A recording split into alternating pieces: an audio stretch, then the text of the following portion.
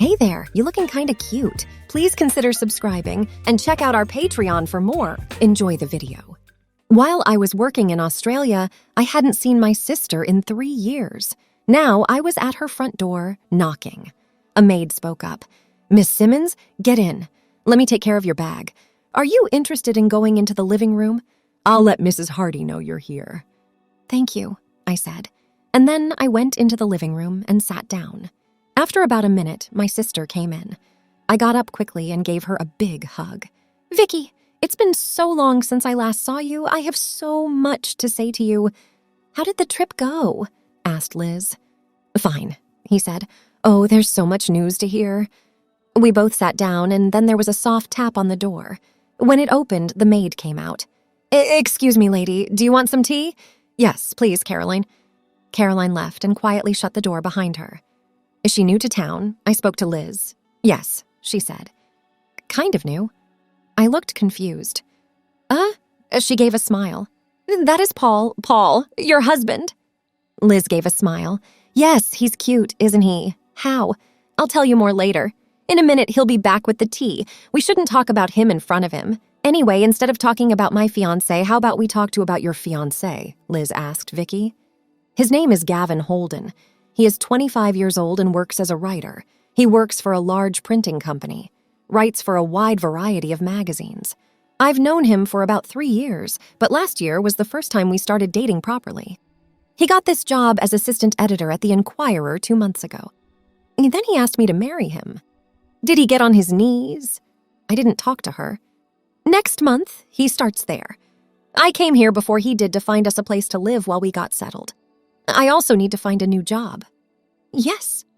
There was a soft knock at the door, and the maid came back bringing a tray with a teapot, jug, cups, saucers, and a plate of biscuits.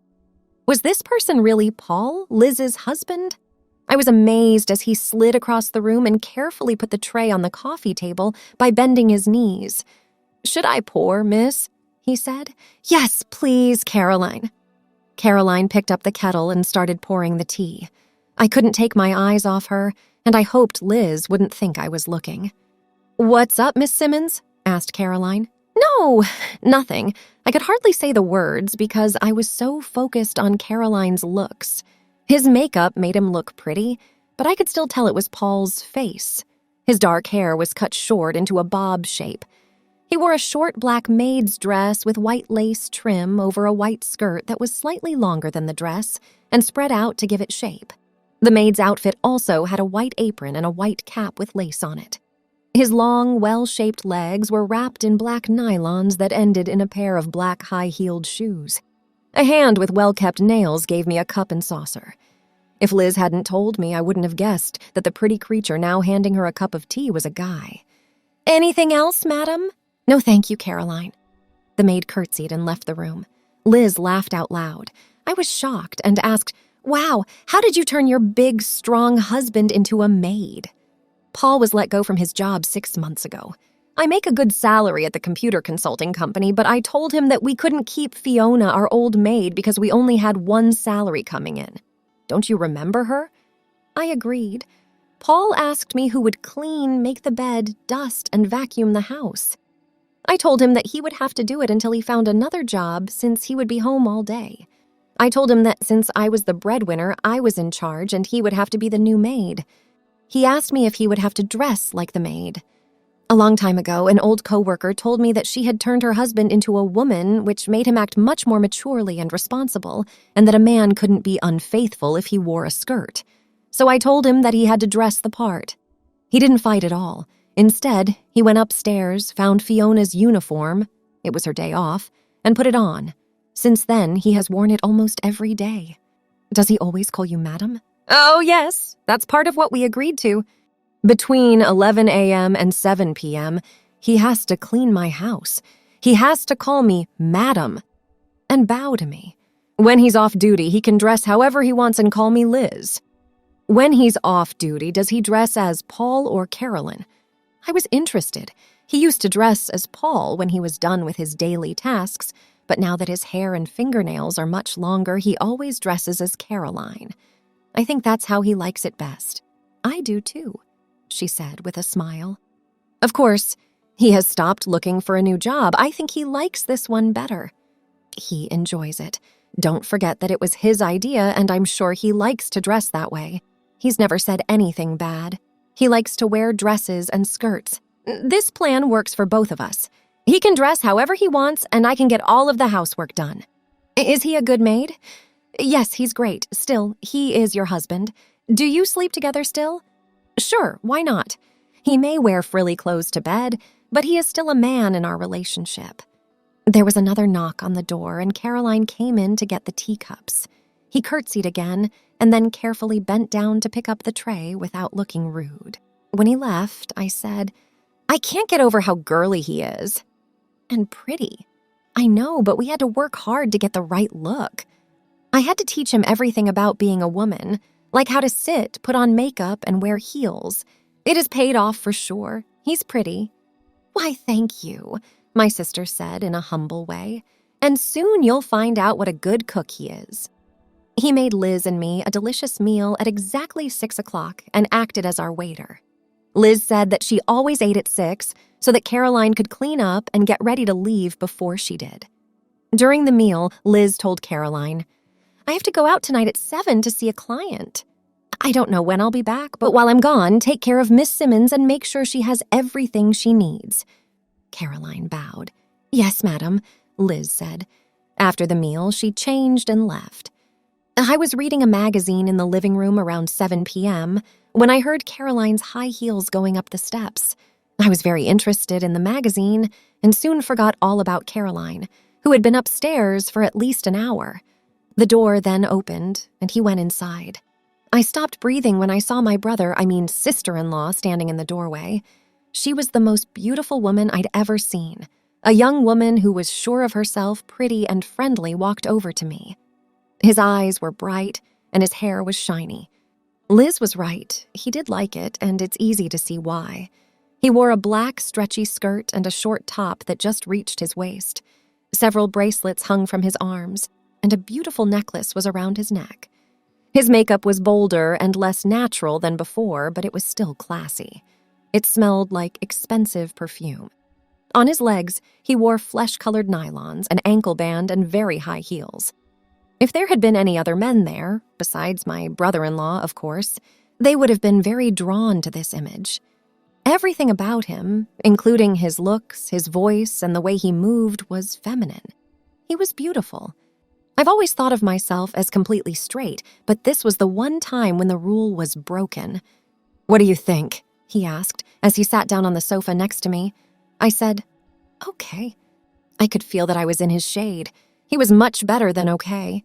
He was just right. Caroline said, I know what you're thinking.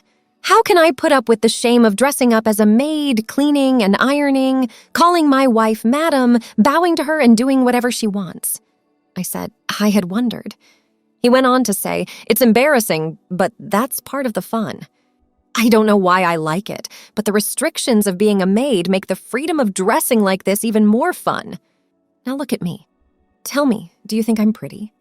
I admitted that, yes, of course, you look amazing, I'm jealous. I did think that Liz might have left me here alone with Caroline on purpose so I could see what a good thing it is to have a maid husband. And what's the point? I was in a state of ecstasy. Then I knew I had to make my future husband a maid too. I can see why Liz likes you dressed up like that. Do you think that's something my fiancé would like to wear? Of course, most guys are weak inside. I'm sure your partner is just like you. The hard part is getting them to start wearing women's clothes. Then they realize how good it is. Could you help me do it to Gavin? I'll do my best. We talked about what I should do to look for a place to live.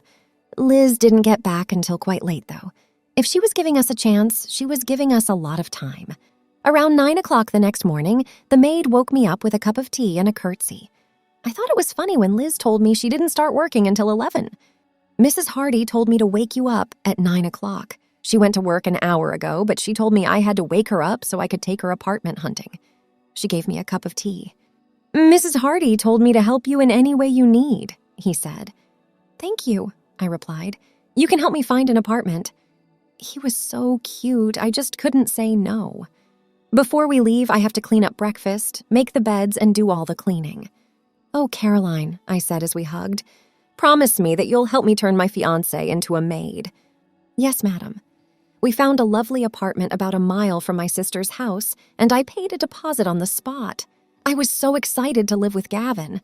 When Caroline was cleaning up after dinner that night, I told my sister, "Liz, I'm so impressed by Caroline that I want to make my Gavin a maid. Can you assist me?" "Of course."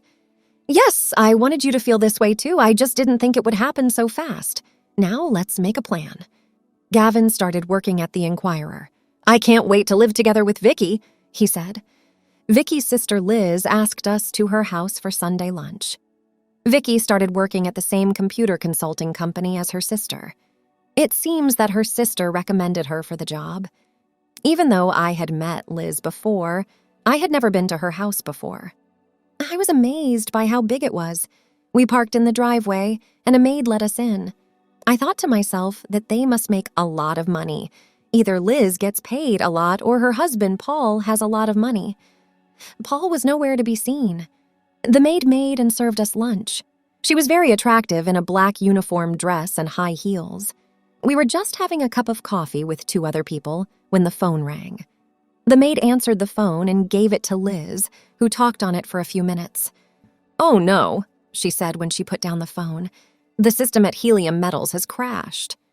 Vicky had told me a little bit about this system. It was a big deal, and she had only a small part in it. "What do you have to do?" my future wife asked. "I have to go try to get it going again." "Now?" "Yes, it needs to work by tomorrow morning." "Can I help?" Vicky said. "Well, thank you, Vicky," Liz said. "It would be nice to have some moral support and someone to talk about ways to get better." "Are you sure that won't bother you?" "Gavin, what about him?" "Oh, I don't mind," I said. "I'm sure I can find a few things to do here until you get back." I already had one idea. So Liz and Vicky said their goodbyes and got in my car to leave. Vicky and I both drank a lot of wine at lunch, so Liz had to drive. As she was leaving, Liz told Caroline, her helper, to do anything to make me happy because they wouldn't be back for a while. I went into the living room to watch a movie. Caroline, who had already cleaned up and washed the food, came in after half an hour. "Do you need anything, Mr. Holden?" she said. "Why don't you come sit with me on the couch?" As Caroline sat down, she accidentally started talking in her male voice. I jumped off the couch and said, "Oh my God, you're a man." "Yes," Caroline replied in a cool voice. "I thought you knew." "How could I know?" "You're really so... Is it feminine?" "Yes, and pretty." "Well, don't be upset," Caroline told him. "Sit down, calm down, and I'll tell you what we're going to do next," Caroline said. I sat down and took a few deep breaths. He told me, "You should dress up as a maid too. It's really fun." I bet Vicky loves it, if I'm really being honest. I already talked to Vicky about it, and she really wants you to dress. I don't know, I really love her and would do anything for her, but dressing up, really? What if Liz and Vicky come back? They won't. The system has broken down. They'll be gone for hours. Okay, I will try. If she really wants it, I will do it. Caroline told me to take a shower and shave my face and body. When I got out of the shower, he was there with black nylons, a corset, and a bra. He helped me put them on. The corset made it hard for me to breathe. He brought me into his room and painted my face. It felt like it took hours, but it probably only took about 10 minutes. Then he put a black wig that reached my shoulders on my head. He took off his apron and put it on the bed. Then he took the dress off of his and gave it to me. I put it on, then he handed me the apron, the cap, and his high shoes. I took a look in the mirror. I looked pretty girly. I felt a little embarrassed. "I'll call you Sophie, all right?" "Yes, Caroline. Please call me Miss Hardy." "Yes, Caroline. For the next hour, you are my servant and you must help me get dressed." Caroline was standing there in his briefs. I found him some clean nylons, a tiny black skirt, and a crop top, which made him look very stylish. I had to brush his hair for 5 minutes straight. He was very good looking. I wondered if I'd ever look as pretty as her. We went to the basement. I'd be lying if I said I didn't like the way the dress moved when I walked, even though it was hard to walk in those shoes. I kept my eye on the time like a hawk. Half of me hoped the hour would go by quickly in case Liz and Vicky came back and saw me in the maid's outfit, and half of me hoped the hour would go by slowly because I was starting to like how it felt to wear a dress. When my worst fear came true, the hour was almost up. A car pulled up the driveway and the doorbell rang. "Oh my God!" I yelled. "I should go change," I said, and I started walking toward the stairs. Caroline told him, "No, you're the maid, Sophie, and maids answer the door." I can't open the door in this outfit. It's below my level. I was ashamed, so I went to the front door and opened it very slowly. I said, "Good afternoon, Miss Simmons. Good afternoon, Mrs. Hardy." I was the maid, so I could take their jackets. Caroline came in through the door. He said, "Let me tell you about Sophie, the new maid." Sophie liked what I was wearing so much that he badgered me until I let him try it on. I finally gave in and told him he could do it for an hour. The hour is almost over, but isn't he cute? Yes, I'm sure he could learn to be as good a maid as Caroline with training, but he needs to learn to curtsy, my girlfriend said. I smiled an embarrassed smile and curtsied. While Caroline, Liz, and Vicky went into the living room, I took the jackets and put them in the closet. The hour was up when I went in to join them. I was about to say that I would go back upstairs and change when Liz said, "Sophie, I've talked to Carolyn and you can wear his dress for the rest of the day. Go make us a cup of tea now. We're worn out." I gasped, but I was glad I didn't have to change. That night, Vicky went home with her new helper, Sophie, instead of Gavin. It was the beginning of a beautiful bond. Caroline taught Sophie everything she knows about service. Every day when I get home from work at the newspaper, I put on the maid's clothes and become Sophie. Vicky says that I'll soon be a good enough maid to get my belly button pierced when that time comes. She thinks that since I became her maid, our life has improved by 100%, and I can't say that I disagree. I think that would make most guys happy. Sophie and Vicky love to go shopping on the weekends. Liz and Caroline will sometimes join them, making a group of 4. We are now making plans for our wedding. We still can't decide if I should wear white or not when I walk down the aisle. Thanks for watching.